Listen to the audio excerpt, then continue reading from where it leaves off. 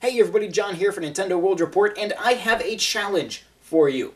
Okay, you ready? Brace yourselves. I want you to picture an Xbox controller. Okay, just picture your Xbox controller, or your friend's Xbox controller, or whatever Xbox controller you can picture. Picture it in your head where the buttons are, the basic shape of the controller itself, all its ergonomics. Picture that in your head, get it cemented in there. You ready? You got it? Good? Okay. Does yours look something like this? Roughly? Okay, so it might be a different color, but the basic shape is about like this. Basically, the buttons are like this. Okay, good. We're doing good. Good start. Let's do another one. Okay, I want you to picture a PlayStation controller. Okay, same deal. Where all the buttons are, just kind of how it's laid out, the shape of the controller. Got it? You good? Okay. Does yours look like this? Pretty much. Some of the older among us may have left off these analog sticks if we were feeling nostalgic, but this is the basic shape, still there, all the button layout. It's all good. Everybody got that? Okay, good. Excellent. Alright, now, I want you to picture in your head a Nintendo controller. Okay? Same deal. Where all the buttons are, the basic shape of it, all that. Everybody got it? Okay. Is this your controller? Not everybody? Okay, that's okay. How about this one? Is this your controller? This one? Or this one? You see where I'm going with this? You catching on yet? Hopefully.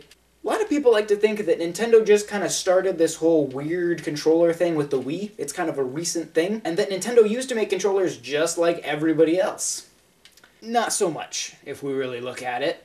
If you don't believe me, don't you worry, because I'm about to take you on a huge journey through the epic history of Nintendo's controllers, so you just buckle up. We're going, because we're going. You ready? Doesn't matter. Buckle up for safety.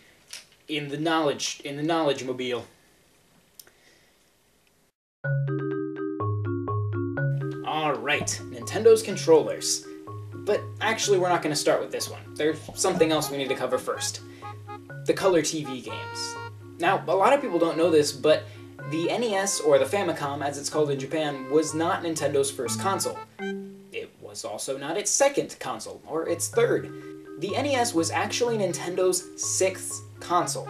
Yeah, they made 5 before they got to the NES, and that's what we're going to look at now. In the late 70s, pretty much every company had what was called a Pong machine.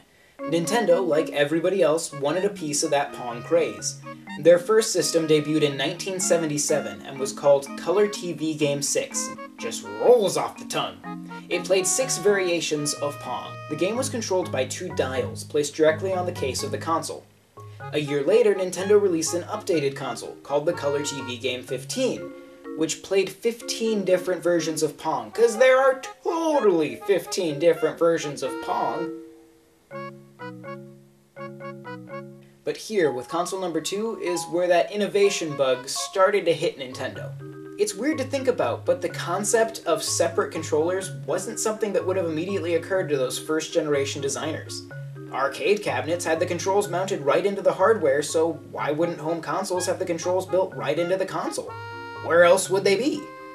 Shortly before the release of the first Color TV game, Nintendo had licensed the American-made Magnavox Odyssey for Japanese release. This is likely where Nintendo got the idea for separate controllers. This got the wheels turning. Nintendo, from that moment onward, would ask themselves, how else can you play? Drawing from the Magnavox Odyssey, Nintendo added wired controllers to the Color TV Game 15. As developers around the world continued to pump out Pong machines, Nintendo decided to do something different. Their next console would control completely unlike the previous 2. This new console used a steering wheel and a gear shift.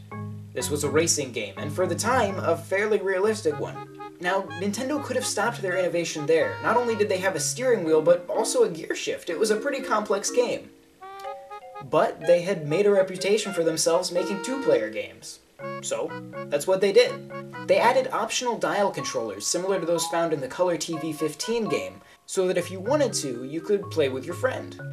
Color TV Racing 112 was released into the world in stark contrast to the Pong machines that lined store shelves. So, what was next for Nintendo? More racing games? On the contrary, Nintendo now had a taste of creating a unique single-player experience. Some American named Steve Jobs had recently created a game called Breakout, and it was gaining a lot of popularity in America. Nintendo liked the idea of bringing yet another alternative to Pong into Japan. So, in 1978, they released color TV game Block Breaker. While not quite the innovation that Racing 112 had been, Block Breaker did represent a major step for Nintendo in terms of innovation. You see, in 1977, Nintendo hired a young man to work on the casing for some of their toys. While their video game department was working on Block Breaker, they realized they would need someone to design the casing of the console. This would be the introduction of that young man to the video game department. A man whose name would one day be synonymous with gaming itself. Shigeru Miyamoto. The fifth and final game in the TV game series would be, once again, completely unlike any of its predecessors. Computer TV Game was a port of Nintendo's first independently developed and produced game, Computer Othello. The game's controls returned to their mounted position on top of the console, but made one very important step forward. Rather than control movement with a dial, or a joystick, or a steering wheel, Computer TV Game was controlled via two directional buttons. One moved the cursor along the Y-axis, while the second moved it along the X. What's so important about that? The Computer TV Game would remain one of the only home consoles to use directional buttons until Nintendo re-entered the home console market with their next great innovation, the D-pad.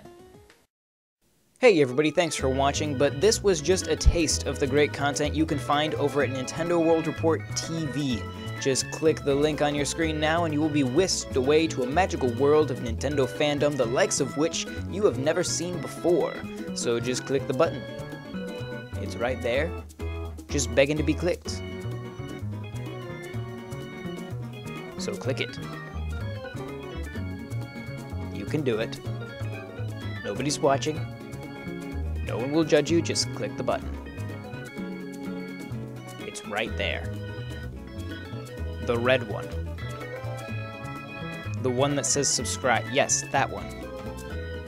The one your mouse is hovering over. Click the button. You know what, I can wait. I'm a very patient person. Here, I will literally take everything else off the screen except for the button. Okay, the entire screen is now a subscribe button. Just click anywhere on your screen and you will subscribe. Just, I can't make it any easier for you than I am making it right now. You know what? Fine. You're hopeless. I give up. I mean, but I was trying to give you a way into this world of magical wonderment, and you won't take it. So I mean, who am I? Who am I to say they shouldn't take it? So fine, don't take it. You know what? I'm taking the button away. It's gone. It's too late. It's too. You want it? You can't have it back. You can't have it back. I tried. I tried to give you this gift, and you rejected it. So no, it's over. It's over now. You just. Sorry. Okay, fine. I'll put it up just real quick. Ready? 3, 2, 1. Here it is. Click it now. Okay? Because now the video is over. Okay, bye.